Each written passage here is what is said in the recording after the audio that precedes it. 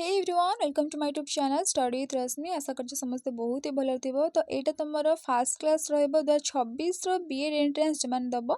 एटा हमर fast class माने हम आज हिस्ट्री टू ही स्टार्ट करबा। ठीक अछि, तुम सिलेबस तो जानिछो कोन कोन अछि जो माने सिलेबस जानिनो ऑफिशियली टेलीग्राम चैनल ले जॉइन हबो। सेठी मु तुमको सिलेबस प्रोवाइड कर देबी।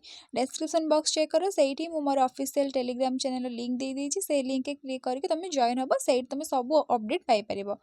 ओके, तो आम आज हिस्ट्री टू ही स्टार्ट करबा। एटा तुम फास्ट क्लास। तो आज आम पढ़ा rise of the British power in India. ठीक अच्छे, एटा आज आम हैंड इन नोट माध्यम माने पढ़ा जिते मु प्रिपरेशन करी बीएड एंट्रेंस तो जहाँ भी मोर नोट्स बनई। ओके, तो सहीटा आम आज पढ़ा। ठीक अच्छे, ओके ता पूर्व तुम आमर न्यू पैड बैच स्टार्ट हो 2026 पाई। ठीक अच्छे, 2026 तुम न्यू पैड बैच स्टार्ट हो ऑलरेडी 40+ पिला तुम पैड बैच जॉइन हो सारे। तुम से सब टॉपिक माने क्लास हम, सब सब्जेक्ट अनुसार तुम क्लास हम। ठीक अच्छे, तुम सिलेबस जहाँ भी अच्छी सिलेबस कवरेज हम। तुम history, polity, geography, economics, teaching aptitude, general awareness सब तुम से पढ़ा जिवो। ता सहित तुम लाइव रेकर्ड क्लास रोज माने तुम सब रेकर्डेड क्लास प्रोवाइड होची। कहीं ना देख जेहेतु पिला +3 थर्ड ईयर पढ़ुंट, कହାର केतबेले कॉलेज थी तो किए को टाइम रे व्यस्त थी, समस्त गोटे टाइम रे नहीं क्लास करबा संभव नुह। से तुम रेकर्डेड क्लास प्रोवाइड करछि, जी जेतेबेले चाहिए तुम क्लास देखि पारिबो। आ जहाँ जहाँ डाउट संडे रे हमर लाइव सेशन क्लास जो डाउट सेशन क्लास होची सेठी तुम माने लाइव रे पूरा पचारि पारिबो। तुम जहाँ भी डाउट थी मु संडे दिन तुम जिते मु लाइव क्लास नेबी सेतेबेले सेठी तुम क्लियर कर देबी। ओके, एंड ता सहित तुमको पूरा बेसिक लेवल नोट मु प्रोवाइड कर यूट्यूब रे जहाँ प्रोवाइड होची से सब नुह। जेहेतु तुम पैड बैच जॉइन हेबो तुमको बेसिक लेवल नोट मिलिबो। ठीक अछि, सब टॉपिक रो नोट मु पूरा ऑलरेडी मु प्रोवाइड करि सारी छी। पिला ऑलरेडी जॉइन हेकी नोट कंप्लीट करलेनी। एबे तुमरो थ्योरी क्लास सब चलची। ठीक अछि, देन आउ कौन बेनिफिट हम ना, तुम एमसीक्यू जो क्विज तुम डेली प्रैक्टिस कर पारबो। वंस तुम सिलेबस तरे कवरेज कर सारा परे तापर तुम तरे रिवीजन करबो। तुम रिवीजन भी करबो, ता सहित तुम क्विज भी प्रैक्टिस करबो डेली। ता सहित कौन हम ना तुम कॉन्फिडेंट बढ़िबो। ठीक अछि, आउ गोटे कथा मु स्टार्टिंग रु कहि दोछि, जो माने भाबुछ कि एबे जॉइन न हे कि एग्जाम 2-3 मास थिबो तुम जॉइन हेबो, तो सेटा तुमरो भूल चिंताधारा। एबे ही तुम जॉइन हो, एबे ठु प्रिपरेशन करो। जेहेतु तुम एटा एंट्रेंस रहउची। ठीक अच्छे, बहुत पिला अप्लाई करती, मिनिमम लक्षे ऊपर को पिला अप्लाई करेंगे। कंपटीशन बहुत हुए एथर माने जो बीएड रे तुम बीएड सीटी ये सब एग्जाम रे तुम जो एंट्रेंस गुड़ाक रहा से तुम कंपटीशन बहुत हुए। से तुम जिते शीघ्र प्रिपरेशन स्टार्ट कर भल। ओके, तो यार प्राइस रही तुम 250। ठीक अच्छे, आईटा मत बहुत जन क्वेश्चन कर टेलीग्राम रे हो कि कमेंट सेक्शन कि मैम 250 टका जो आप रखी से मंथली दबू ना केमती कौन आम दबू। यहाँ तुम जो 250 टका रही केवल तुम थरे मात्र पे कर। ठीक अच्छे, थरे मात्र पे कर, गोटे वर्षर तुम यहाँ भैलिडिटी जिते पर्यटन तुम एग्जाम न हो से पर्यटन तुम से ग्रुप रे जॉइन होगी। ओके, पूरा माने गोटे वर्ष कहवाक गले तुम यहाँ भैलिडिटी रही, तो केवल थरे ही तुम 250 टका पे कर। तो केमिति कौन जॉइन हेबो, डिस्क्रिप्शन बॉक्स देख मो टेलीग्राम आईडी माने मो टेलीग्राम आईडी रो लिंक देछि। से लिंक के क्लिक करके देखिबो, डिस्क्रिप्शन ले लिखाई दिबो माय टेलीग्राम आईडी लिंक। से लिंक के क्लिक करके मते मेसेज करिवो कि मैम मु जॉइन होबाक चाहूची, देन तुमको कहि देबी तुम केमिति कौन जॉइन पारिबो। ओके, ताले आज हम कौन पढ़िबा rise of the British power in India. प्रथम पढ़ा वारेन हेस्टिंग्स संपर्क में। First governor general of Bengal, Bengal प्रथम गवर्नर जनरल वारेन हेस्टिंग थिले। ठीक अच्छे, ऑलरेडी एग्जाम रे तुम एक क्वेश्चन आसी सारी।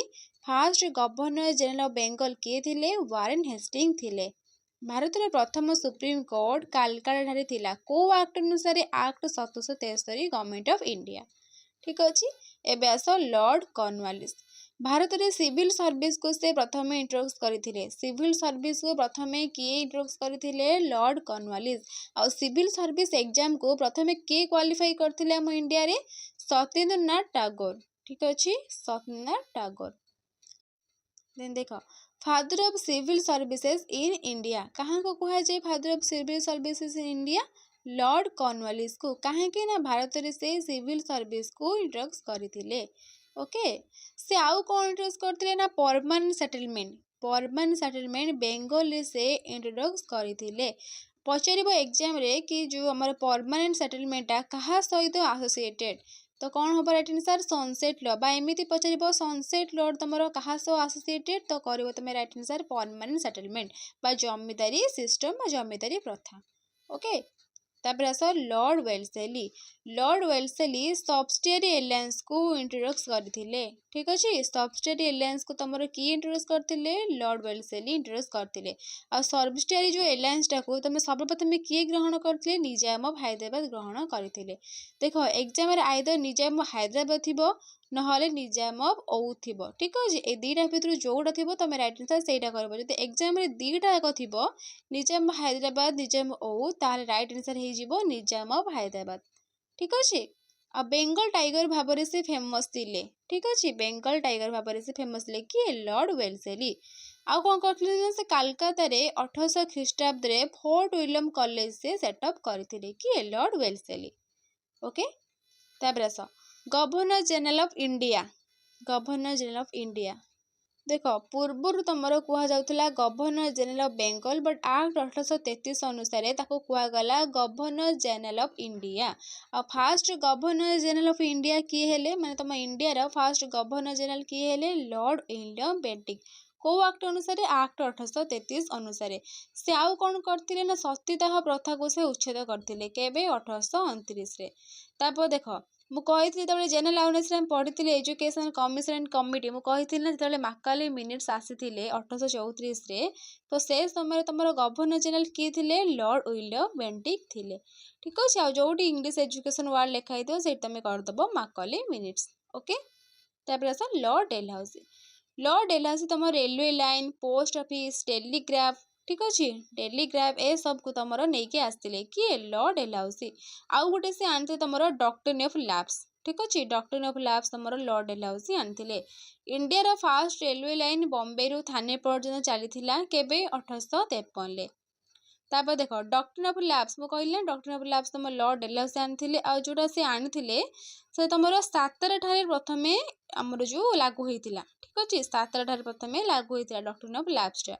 तापर देख एजुकेशन कमिशन कमिटी पढ़ला बेले मुझे कहती जो ओस्ट डिस्पाच आसते 1854 ठीक अच्छे 1854 तुम ओस्ट डिस्पाच आसते ना से समय तुम गवर्नर जनरल किए थे लॉर्ड डेलहाउसी थिले हैला। तापर आस पढ़ा वाइसरॉय ऑफ इंडिया देख भारतर प्रथम वाइसरॉय किए थे लॉर्ड कैनिंग कौ एक्ट अनुसार एक्ट 1858 अनुसार भारतर प्रथम वाइसरॉय लॉर्ड कैनिंग थिले ठीक अच्छे। प्रथम यूनिवर्सिटी तुम कोलकाता बॉम्बे मद्रास ठारे ओपन होता आ 1857 मसीहा सिपाही विद्रोह टाइम मन अच्छी सिपाही विद्रोह तुम 1857 होता है तो से समय तुम वाइसरॉय किए थे लॉर्ड कैनिंग थिले जितेबाला सिपाही विद्रोह होता 1857 से टाइम रे तुम वाइसरॉय थिले लॉर्ड कैनिंग। तापर आस Lord Lytton vernacular test act नहीं आसते 1878 है देन लॉर्ड कर्जन कौन करते ना पार्टीशन ऑफ बेंगल बंग विभाजन करते October 16 1905 then Lord Ripon father of local self government बोल कहुए आ से गोटे इलबर्ट बिल एक्ट आनी जो थे इंग्रेज मानकर केस को भारतीय माने लड़ी पारे किए आनी लॉर्ड रिपन। देन आस लॉर्ड डुफेरिन जितेबाला आईएनसी प्रतिष्ठा है इंडियन नेशनल कांग्रेस केबे प्रतिष्ठा होता 1885 तो से समय वाइसरॉय किए थे लॉर्ड डुफेरिन थिले है। Then Lord Morley Minto communal system voting को लेकिन आसते कम्युनिकल सिस्टम भोटिंग किए नहीं आसते लॉर्ड मोरेली मिंटो। तापर आस Lord Hardinge cancel partition of Bengal जो बंग विभाजन लॉर्ड कर्जन करते अक्टोबर 16 1905 से कैंसल करदे 1911 से आउ कौन करते आम जो राजधानी थिला कलकत्ता से दिल्ली को नहीं आसते capital shifted from Calcutta to Delhi 1911 है। नेक्स्ट आस Lord Chelmsford Rowlatt Act Jallianwala हत्याकांड नॉन कोऑपरेशन मूवमेंट ए समय तुम वाइसरॉय थे लॉर्ड चेम्सफोर्ड जो राउलात एक्ट होता 1919 जालियानवाला हत्याकांड होता नॉन कोऑपरेशन मूवमेंट होता से समय तुम वाइसरॉय किए थे लॉर्ड चेम्सफोर्ड थिले तापर आस लॉर्ड विलियम जो साइमन कमिशन आसिले 1928 साइमन कमिशन आस 7 जन मेंबर थे तादेर है जो मैंने कि कहीं भी गोटे भारतीय नथिले सबू इंग्रेज माने थिले ठीक अच्छे 1928 जो साइमन कमिशन आसला आउ दांडी मार्च होता मार्च 12 1930 तो से तुम लॉर्ड इरविन भाइसरय थे आ फास्ट गोल्डन बैठक टाइम रे तुम लॉर्ड इरविन भाइसरय थिले। एबे आस पढ़ा ईस्ट इंडिया कंपनी संपर्क में। ईस्ट इंडिया कंपनी 1600 ख्रीष्टाब्द गठित होता ठीक अच्छे आ भारत को सर्वप्रथम कौ मैंने आसते पर्तुगीज मैंने आसते ऑलरेडी एग्जाम रे आस सारी ठीक अच्छे भारत को सर्वप्रथम पर्तुगीज मैंने आसी भारत को जलपथ आविष्कार किए करते भास्को डा गामा करते इंग्रेज माने भारत को मर्सेंटाइल आसते मर्सेंटाइल कौन आम देखा मर्सेंटाइल है a business enterprises that makes profit primary through trade buying goods ship and selling them at higher prices या माने कौन ना इंग्रेज माने कौन करते ना भारत रु जिनस गुड़ी को कम दाम नहीं किणुले है किंतु विदेश में नहीं अधिका दाम रे बिक्री करते तो मर्सेंटाइल इंग्रेज माने भारत को आसीथिले हैला।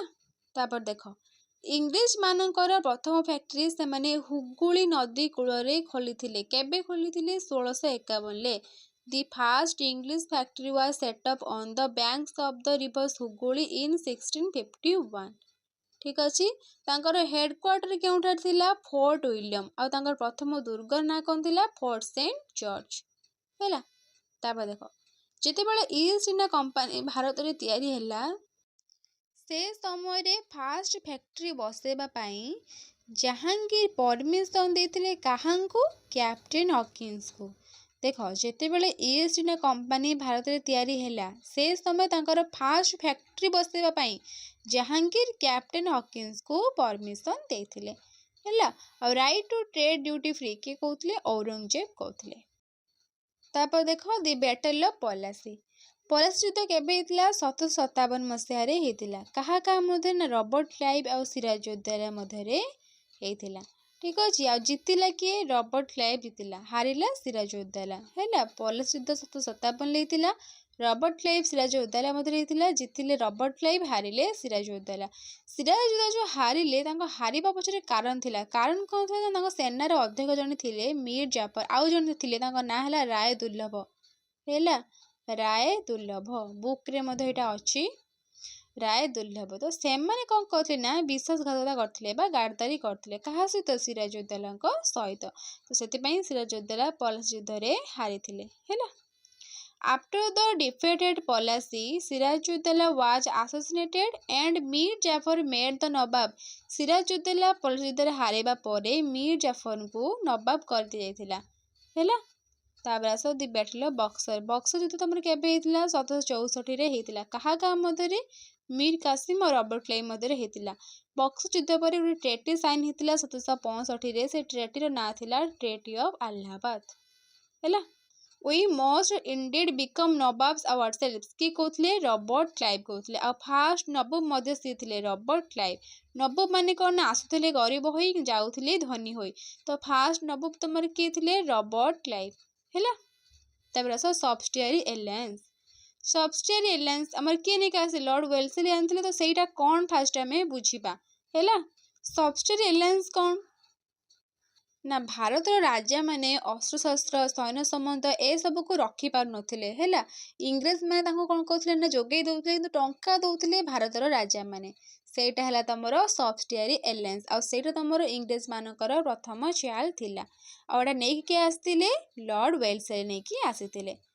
देन आसर Tipu Sultan the tiger of Mysore Mysore रो बाघ किए टीपू सुल्तान जे कि तमरो हैदर अली पुओ थिले ठीक अच्छे हैदर अली पुओ थिले टीपू सुल्तान 2024 से देखिबो हिस्ट्री ऑफ प्रीवियस रो क्वेश्चन देखिबो 2024 से आसीतिला कि हैदर अली डेथ को आंग्लो मैसूर टाइम रे हितिला ठीक अच्छे तो हो राइट आंसर तुम कौन सेकेंड आंग्लो मैसूर वार जदि पचार टीपू सुल्तान डेथ को आंग्लो मैसूर टाइम होता है तुम कौन कर फोर्थ आंग्लो मैसूर टाइम रे होता ठीक है। टोटाल तुम चारोटी आंग्लो मैसूर वार होता मैसूर वार कौन होता ना इंग्रेज माने चाहूले मैसूर को अख्तियार करने है कहीं से चाहूले ना मैसूर रे पेपर एंड कार्डमन बहुत मात्रा मिलता आउ मालवार कोस्ट रे थिला तो से चाहूले मैसूर को अख्तियार करने। तो 4टी आंग्लो मैसूर वार तुम होता। ठीक अच्छे। तो फास्ट आंग्लो मैसूर वार तुम के 1767 रू 69, सेकेंड आंग्लो मैसूर वार 1780 रू 1784, थर्ड आंग्लो मैसूर वार 1790 रू 1792, फोर्थ आंग्लो मैसूर वार तुम 1759 रू होता है। Third Anglo Mysore war time रे गोटे ट्रेटी साइन होता। से ट्रेटी ना था ट्रेटी ऑफ श्रीरंगापट्टनम। तापर आस